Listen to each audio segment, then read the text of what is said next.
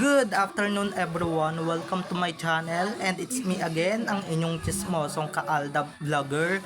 So gusto ko munang magpasalamat sa inyong lahat sa mga walang sawa na tumatangkilik, nanonood, sumusuport at sumusubaybay ng mga content ko here on my YouTube channel. So wag ninyong babaktawan o lalaktawan tong ating content ngayong araw. I'm sure na hindi ninyo pagsisisihan na pinanood nyo to mula umpisa hanggang hulihan. And syempre, huwag kayong mag-i-skip ng segment buuin nyo to start to finish. Kaya ito na, dumako na tayo sa ating main topic for today's video agad-agad. Like what I... Ganito ka-close si Alden Richards sa pamilya ni Maine Mendoza, even sa pamangkin ni Maine na si Baby Mati. So, ito na guys, watch this. Mamaya ipapaliwanag sa inyo ng buong buo. So, eto na guys, watch this.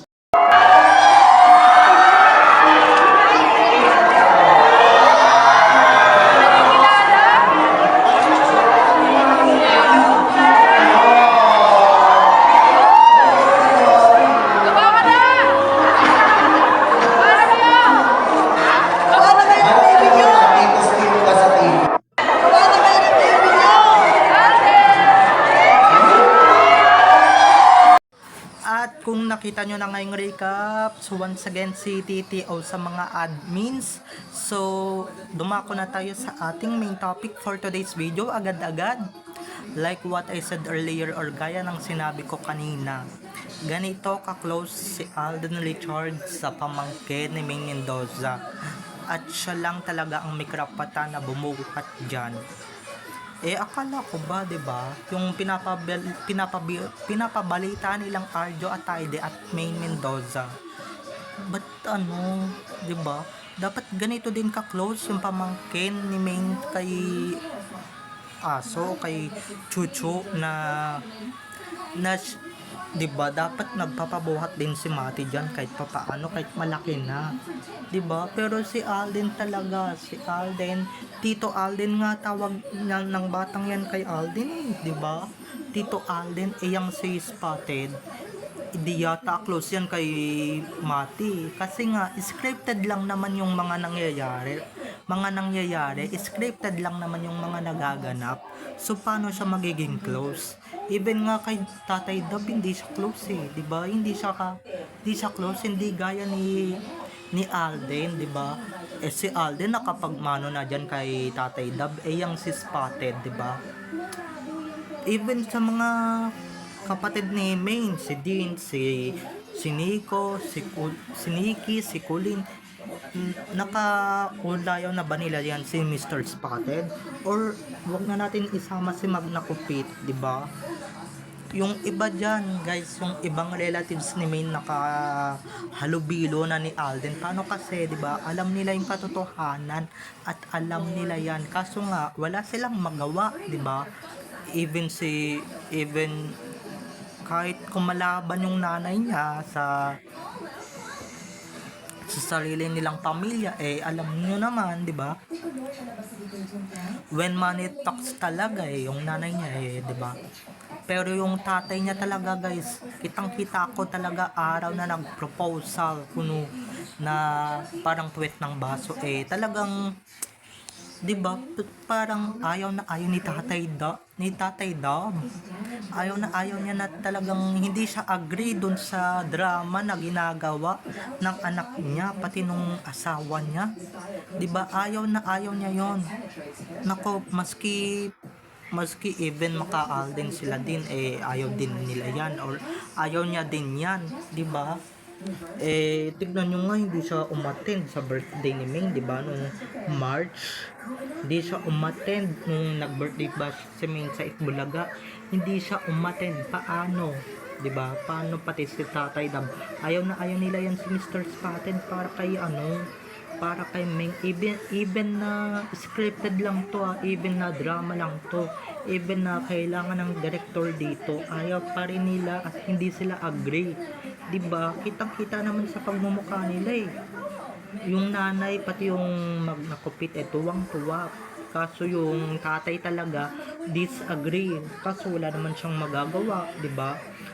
nasa ilalim sila ng sarsuela, or nasa ilalim ng sarsuela yung anak niya.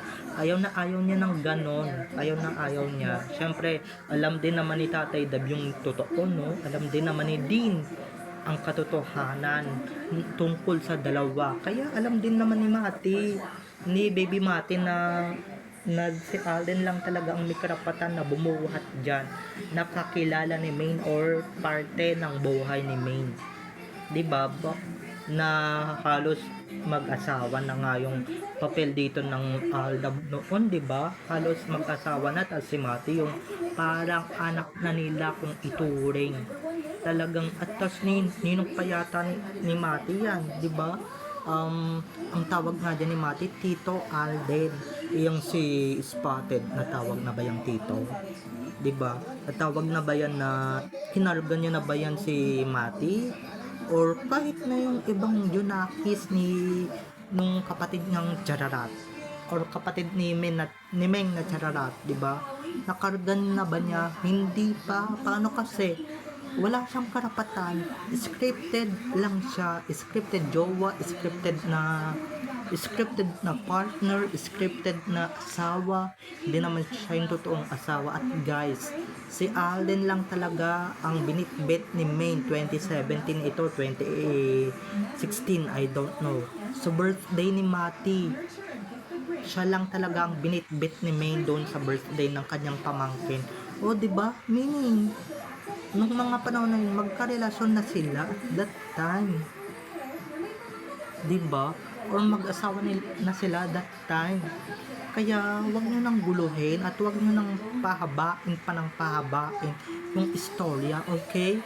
Dahil okay na eh, approve na yan, kitang-kita nyo naman, walang pagpupamiglas. Nako, kung naabutan lang yan ni Mr. Spotted at meron ng sarsuela that time, ay nako, baka magpapapalag yung batang yan, kasi nga sino ba yung bubuhat sa kanya, parang mukhang tuta, diba? Parang mukhang aso yung magbubuhat sa kanya. Hindi niya siguro masisikmura ang ganap na ganon or eksena na ganon, diba? Kahit ako mismo, hindi ko man naman masisikmura, diba? Kahit ako yung nasa posisyon ng bata, or even ako pa rin yung bata na yun, ayun ako, baka mamaya nasapak ko na yun, diba? Nangudngud ko pa sa gigil ko. Kitang-kita nyo naman na wag nyo nang ipilit. Alam kong throwback na ito, pero ganyan i-welcome ng pamilya Mendoza or ni Mati yung Tito Alden niya, diba? Ganyan niya kamahal ang Tito Alden niya. Kaso nga lang, diba, isa din siya sa mga hindi umanib sa sarsuela. Yun yung alam ko, pati si Tatay Dab is disagree sa mga nangyayaring kawalangyaan, kabalbalan ng pamilya nila at umaanib sa sarsuela. Iilan lang talaga yung hindi umanib sa sarsuela, nakakampi ni Alden dyan sa pamilyang yan, diba? Iilan lang sila at iilan lang yan talagang super. Si Dane hindi umanib, si Tatay Dab hindi umanib, kasi nga hindi sila agree sa mga nangyayari, sa mga nagaganap, sa mga pagpapwersa or pangpapwersa ng mga kampo ng animales dito sa social media. Diyan kay Maine, even sa Sarsuela Group of Companies, hindi nila masisikmura yan, diba? Kitang-kita nyo nga nung nagpropose si Spotted, diba? Andun din si Tatay Dab, nakabusangot na parang gustong pigilan, kaso nga, diba, inaawat siya ng asawa niya, inaawat siya ng misis niya, kaya ayun, wala na siyang nagawa, diba? Alam nga naman sirain niya yung drama. So, bye-bye na mga ka-ADN. I love you all. Have a nice day. Keep safe and God bless everyone. See you on my next video. Bye-bye!